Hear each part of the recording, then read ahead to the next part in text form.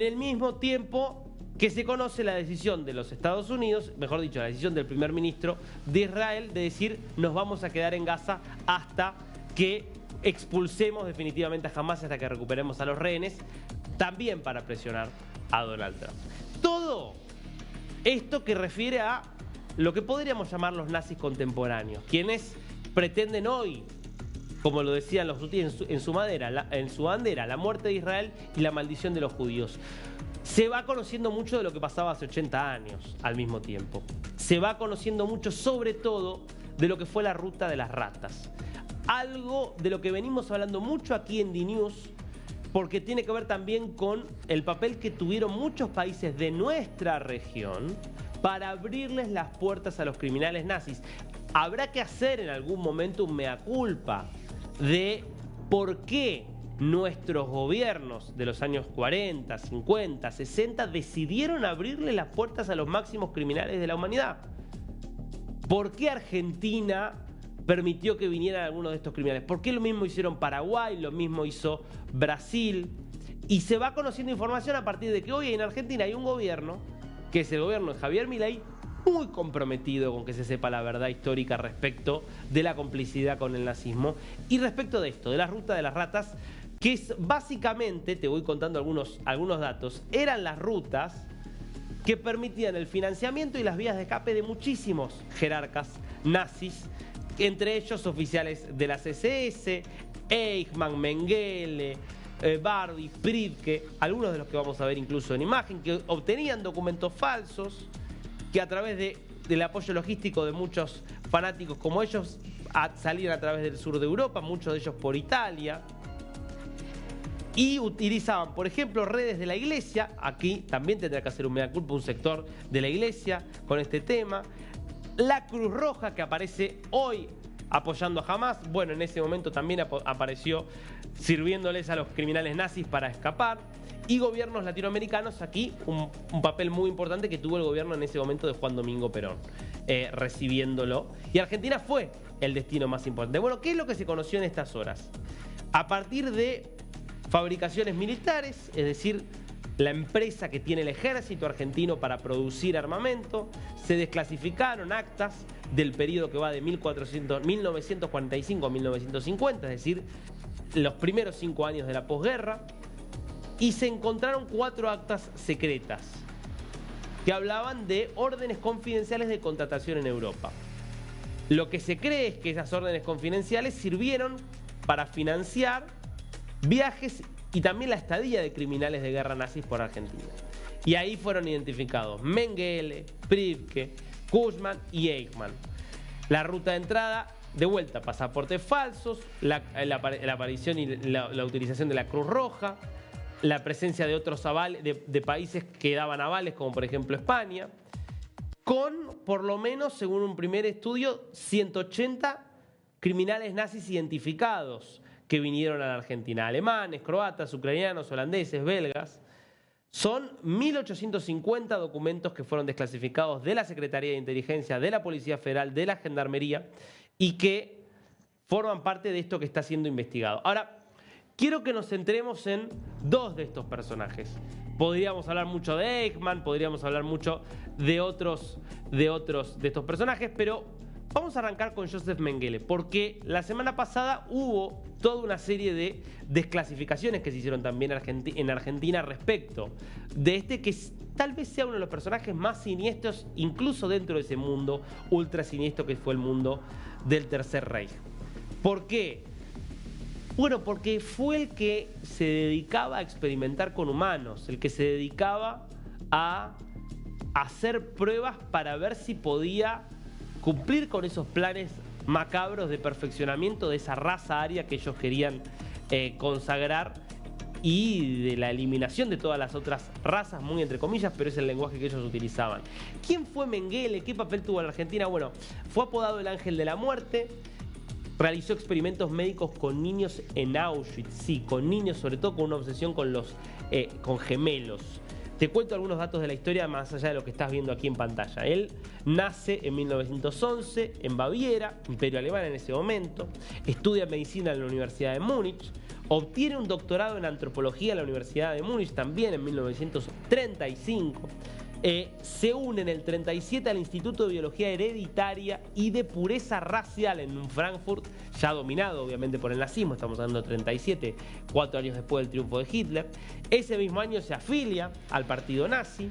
En el 38 se une a las SS, la fuerza de choque que tenía Hitler, y es reclutado por las SS como médico de combate. Él es herido en el frente oriental, se lo transfiere a tareas administrativas y se lo asigna en mayo del 43 como médico en el campo de exterminio de Auschwitz-Birkenau. En esos 2 años realiza todo tipo de experimentos con prisioneros, sobre todo con niños gemelos, lo que le hace que gane este apodo brutal de Ángel de la Muerte. Él huye de Auschwitz justamente muy poco después de que hace 80 años justamente fuera liberado del campo. Se cree que vivió 4 años oculto en Alemania utilizando identidades falsas y en el 49 escapa a Sudamérica utilizando justamente una de estas rutas de ratas con ayudas de estas redes de las que hablábamos antes. Entre el 49 y el 59, durante 10 años, él vive en la Argentina. Cuando él es descubierto, porque ya para ese momento el Mossad hacía un trabajo muy fuerte para ir cazando, ir descubriendo justamente a estas ratas para condenarlas y enjuiciarlas, como le ocurrió a Eichmann. Él se escapa a Paraguay.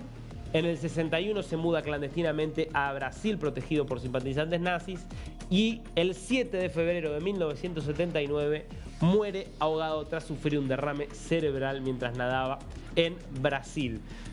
Y recién en el año 1985 se terminan descubriendo sus restos y se termina comprobando que Mengele había muerto en Brasil con absoluta impunidad. Y esta es la combinación de dos cosas: los cómplices en términos de los nazis y de las redes que sirvieron de los nazis, aquellos que estuvieron dispuestos a aceptar el dinero de los nazis, en muchos casos robados a los judíos, y también gobiernos que tuvieron una posición de brazos abiertos o de ojos cerrados, llámalo como quieras, con estos criminales. Este es el caso de Mengele, el más conocido, el más brutal, insisto, por sus métodos de experimentación, que también incluso hay registros de cosas que ha hecho incluso aquí en la Argentina.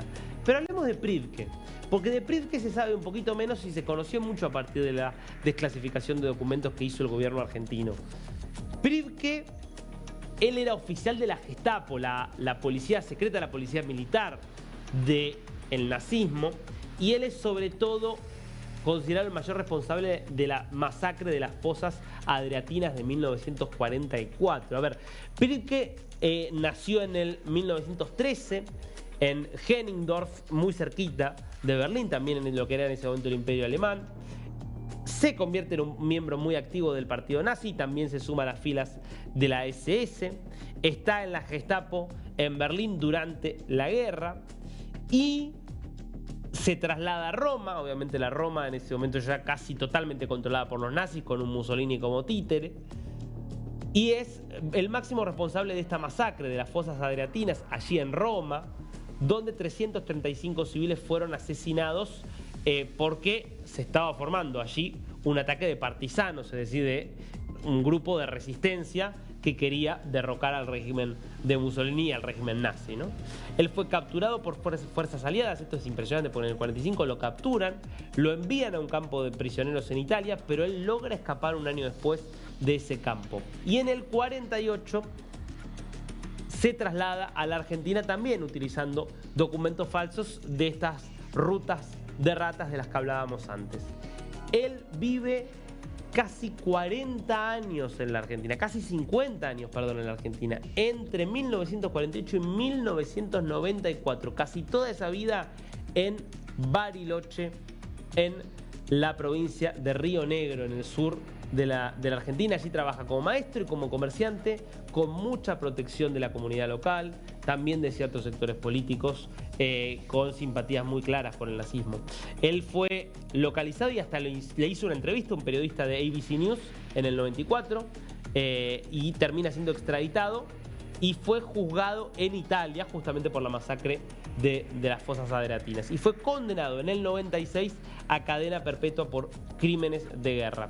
En el 98 se le concedió el arresto domiciliario por su edad y cumplió su condena hasta que el 6 de octubre de 2013 murió en Roma a los 100 años. Por lo menos en el caso de Pribke, a diferencia de Mengele, no murió en un estado de impunidad absoluta. Muy importante lo que está pasando. En este caso es Argentina, pero empieza a conocerse documentación de todo el mundo. Sabemos lo que pasó en el Holocausto. No podemos dejar de volver a contar lo que pasó en el Holocausto porque hay muchos que lo quieren negar. Pero es muy importante también entender por qué tantos criminales pudieron escapar, por qué tantos criminales pudieron vivir durante muchos años de forma impune y hasta morir, como Mengele, de forma impune. ¿Cuáles son esas complicidades? Porque entender esas complicidades nos puede entender también el éxito que tienen hoy los nuevos nazis, el éxito que tienen hoy los grupos extremistas que siguen apostando a cumplir el plan de Hitler de exterminar a los judíos, de exterminar a Israel, pero que en el fondo quieren exterminar todo lo que conocemos como la civilización occidental. Bueno, eso es parte de las discusiones que se están dando en estas horas. Hay también un papel importante allí que está llevando adelante Estados Unidos, hoy con un gobierno como el de Donald Trump, que está sin dudas muy involucrado con la causa y la defensa de Israel. Por eso va a ser muy importante ver qué sucede con la visita que va a hacer en estos días a Oriente Medio el presidente de los Estados Unidos y ver si se termina de avanzar, por ejemplo, contra Irán, que es hoy el máximo eje de la guerra contra Israel.